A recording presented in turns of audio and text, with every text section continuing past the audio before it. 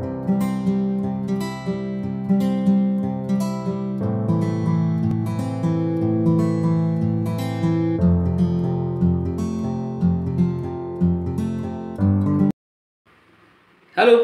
saya Ernesto, saya Pandit Tarkam. PSIS Semarang, Mahesa Jenar, klub yang punya dua ordo supporter besar, Snack dan juga Panser Biru. Tapi saya nggak bahas itu. Saya bahas fenomenalnya PSIS di bursa transfer Liga 1 musim ini. 4 pemain asing mereka musim lalu selesai, di-cut. Sorry, 3 di-cut, tinggal satu nama. Tinggal Jonathan Kantilana. Nah, Jonathan Kantilana sendiri sudah cukup lama bergabung dengan PSIS dari musim 2019. Nah, 3 yang baru datang adalah Ali Sesai dari Persebaya sebelumnya bersama Taisei Marukawa ya, dan juga Carlos Fortes. 2 pemain yang hebat di musim lalu didatangkan, Carlos Fortes dan juga Taisei Marukawa. Kita ingat PSIS di musim 2021-2022 finish di posisi ke-7. Walaupun sempat berada di papan atas waktu itu ketika kompetisi kompetisi masih sistem home turnamen waktu itu. Dan di 2019 mereka berada di 10 besar ketika mereka tidak bisa bermain di kandang. Musim ini sesuatu yang berbeda bagi PSIS Semarang. Mereka bermain kembali ke Semarang, ke Stadion Jatidiri. Mereka punya pemain-pemain yang cukup bagus, terutama di asing. Ada Fortes, ada Taisei Marukawa. Saya tidak akan membahas detail si Taisei Marukawa maupun Fortes. Tapi justru yang saya sedikit bahas adalah pemain-pemain lokal yang didatangkan. Mereka kehilangan atau mereka melepas Fandi Eko Utomo, Komarudin. Mereka juga kehilangan kiper mereka yang mereka lepas. Tetapi Jandia Eko Putra ya tentunya.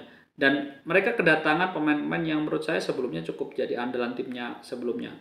Octavianus Fernando misalnya dari Persebaya sebelumnya. Lalu ada Fajar Setiajaya, kiper dari Persik Kediri sebelumnya, walaupun dia cadangan di Persik Kediri. Mereka mempertahankan Rahmat Hidayat. Mereka mendapatkan pemain baru seperti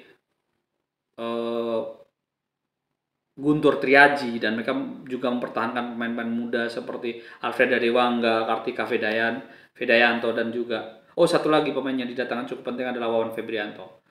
Pelatihnya juga baru, pelatihnya adalah Sergio Alessandri. Nah, bagaimana kans PSIS musim ini? Kansnya cukup besar menurut saya untuk berada di papan atas. Tetapi kalau bisa bicara juara, saya hanya memberikan persentase paling tinggi 50%. 50-60% mereka bisa juara. Tetapi kalau untuk berada di papan atas, saya bisa bicara bahwa tim ini bisa ya 80% bisa jadi berada di papan atas. Papan atas itu 3 besar tentunya ya, bukan 5 besar tapi 3 besar. Mereka bisa di 3 besar. Nah, yang paling penting dari PSIS ini adalah konsistensi. Terlepas dari pemainnya keluar masuk yang ada, tapi konsistensi. Musim lalu di awal-awal musim PSIS Semarang itu menjadi tim yang sangat bagus di awal-awal, bahkan ketika itu belum ditangani pelatih tetap. Jadi pelatihnya masih caretaker Imran Maharuri waktu itu, karena Dragan Jukanovic keluar waktu itu ya, terus Imran jadi itu bagus di putaran pertama itu bagus. Tetapi di putaran kedua dengan pelatih baru waktu itu Ian Gilain, ternyata agak menurun gitu, justru menurun, dan menurut saya kok inkonsistensi ini yang jadi momok bagi PSIS Semarang gitu. Terlepas mereka punya Fortes, Taisei Marukawa, mereka punya Wawan Febrianto, masih ada Hari Nur Yulianto, masih ada Septian David Maulana, masih ada Eka Febri, masih ada Alfreda Dewangga, tapi tim ini tidak konsisten di musim lalu. Dan itu menurut saya akan menjadi momok bagi PSIS. Bagaimana mereka bisa bertahan di papan atas kalau tim ini tidak konsisten. Nah, musuh PSIS untuk bisa juara ataupun di papan atas adalah melawan inkonsistensi mereka. Jadi, kita tunggu bagaimana PSIS. Carlos Fortes, peluang cetak golnya tetap besar. Tapi inkonsistensi sebuah tim jauh lebih penting dibandingkan per individu pemain.